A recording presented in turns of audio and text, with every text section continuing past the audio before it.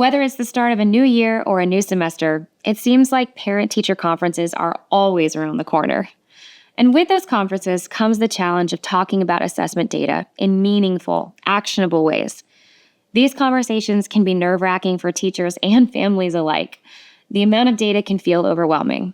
But here's the good news. With a little preparation and some proven strategies, teachers and parents can approach MAP growth data collaboratively to focus on what's most important: student growth. First, let's establish what MAP growth is and how it works, defined in ways that families can understand. This step will help make everything less intimidating to families who aren't as versed in the language of teachers and data. Here we go. Families, MAP growth is a test your student takes 3 times a year.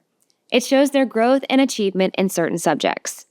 MAP growth is a computer adaptive test. That means your student takes the test on a computer, which adapts to their performance by making the test easier or harder as it goes along, based on which questions your kid is getting right and wrong. The result is a unique test for your student that makes sure they're challenged appropriately. At the end of the test, they get a RIT score, a 3-digit number between 100 and 350 that helps us see how much they've grown and where they are on their learning journey right now.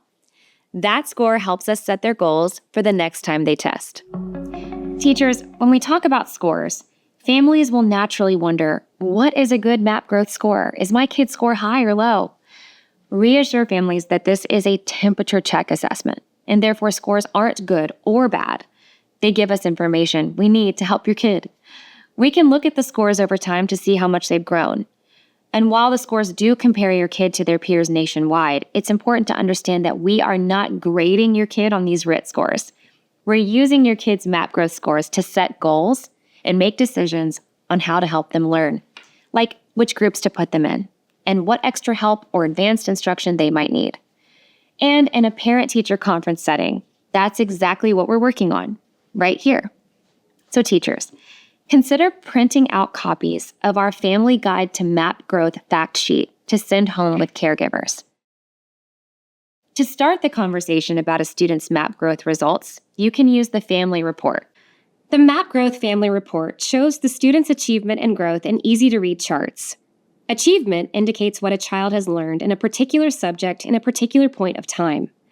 Growth tells us how far the student has come since their last test, and whether that journey is on pace, ahead, or behind expected progress. You can find out more about the Family Report on the NWEA website. Check the link in the description below. MAP growth doesn't have to be a mystery to your students or their families, because everyone can agree on the importance of goals and growth. MAP growth simply provides a new way of talking about them. Visit our website and watch our other videos to learn more.